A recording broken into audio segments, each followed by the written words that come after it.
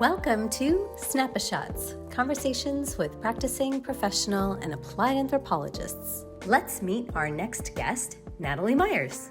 Hi, I'm Natalie Muyres, and I'm in Calgary, Alberta, Canada. I'm a practicing anthropologist. I'm an independent consultant, so I have my own organization called Natalie Muyres Consulting. And as a practicing anthropologist, I identify as an organizational and design anthropologist.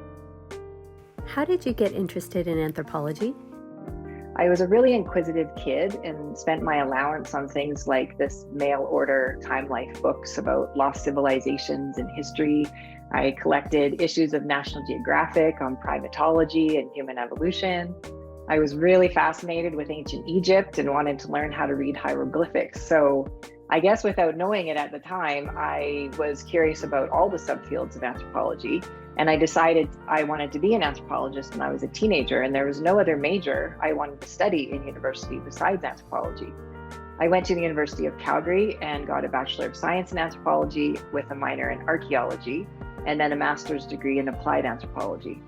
And beyond the academic education, I've spent the last 15 years or so just engaged in ongoing personal studies in culture and human and social development. Today, I would say my subfields of practice are organizational and design anthropology. My work is predominantly focused on leading complex change, and whether it's organizational changes, technology-related changes, or systems change, my experience, I think, and my education strongly support my work. I'd also add that my personal interests continue to be wide-ranging. Today, I find myself drawn to a variety of articles and topics in the other subfields, so I keep learning. I think there's just so much to learn about the human experience from anthropology. I appreciate that. How has the anthropological perspective or training enhanced your contribution to your workplace? I was thinking about this, and I had a work colleague once tell me years ago that I was like the Jane Goodall of business, and I loved that because it meant that my observation skills were valued as an important tool in contribution to the work that we were doing together. And people call it to me today as well. So I like that. I think the ability to observe and listen and inquire has served me quite well in a variety of work settings. After my undergrad, I was really fortunate to work 11 years with one of the most admired companies in Canada for their organizational culture. And there I was able to apply my research skills, but also see how culture was translated into the workplace and into customer experience. These were quite formative years for me because I didn't know it at the time, but I was really honing my skills as an anthropologist while leading employee and customer experience projects. I've been a consultant for 15 years now, and my training as an anthropologist enables me to adapt to many organizational environments I work in. First, by observing and asking questions of the people that I'm working with. And I always joke that it seems like when I'm embedded in organizations, I normally become the complaint and the secrets desk. And maybe I should call this the EMIC desk. Employees feel quite comfortable sharing their experiences with me. And this is a great compliment to my approach, I think. So I'd like to think also that this is because of my ethics and the confidentiality that I bring to the role, and also my ability to recognize the patterns in their feedback and use it constructively to influence change. So I think I've been able to contribute in a few different ways as an anthropologist. What types of industry challenges do you get to help solve with this anthropological lens? My career, much of it has been supporting medium to large organizations to implement change, like organizational structure changes or technology and process transformations. And each initiative has had a cultural component to it. The clients that I've worked with have been quite deliberate about either maintaining the culture through change or shifting the culture to meet the needs of customers or even employees in different ways. So I've been fortunate to work in a number of industries and in domains that provide me the ability to see the unique cultural attributes and to see patterns across them. Today, my work has mostly been centered in the not-for-profit community and specifically working in anti-human trafficking. So not quite an industry challenge, but a wicked social issue that human trafficking is. I've been leading industry-wide education programs, attempting to embed the issue of human trafficking into safety cultures, like in industries in aviation and commercial trucking, to help improve the overall awareness of human trafficking in Canada, as well as leading a number of other key initiatives that lead to awareness and education. Most recently, I've been leading a project the last 2 years to design a data solution to bring together multiple stakeholders across the province of Alberta to share their data on human trafficking. And this has included frontline agencies and law enforcement. This new data sharing tool, which we call a data portal, will help tell a more complete story about human trafficking, one that actually represents more accurately the needs of victims and survivors of human trafficking. So I guess regardless of the industry that I'm working in, my work, I would say, has centered around stakeholder engagement and collaboration. I work with complex change and diverse groups of stakeholders with unique needs and concerns. So having an anthropological perspective has helped me facilitate this work in complex work. And by building relationships and collaborating, it's brought people together to design and implement solutions that, hopefully has a higher likelihood of adoption and being maintained. What was one thing about anthropology that nobody told you as a student?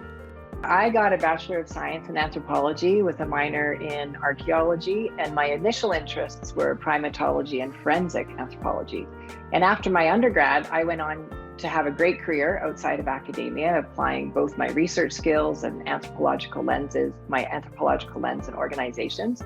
But during my undergrad, I didn't know practicing anthropology existed outside of academia.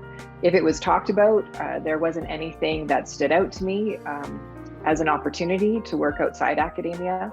The path was really clear. It was go to grad school, work at a university, and conduct research outside of academia, be it medical anthropology, cultural, or forensic anthropology.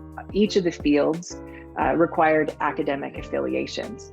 And at the time, the academic path didn't interest me. And frankly, as a first-generation scholar, the academic world was really unfamiliar to me. And I didn't understand it as a career option. And so I certainly had and at the time, I certainly had no idea that anthropologists were working in organizations. I really wish I would have known that. I discovered that on my own in my self-studies in the years after. When I was an undergraduate, I wish I had more insight into the world of anthropology outside of academia, just in generally, especially the practice again of working in organizations. But honestly, going back to graduate school after having a career has been incredibly meaningful, and I don't regret it and don't regret not doing it sooner.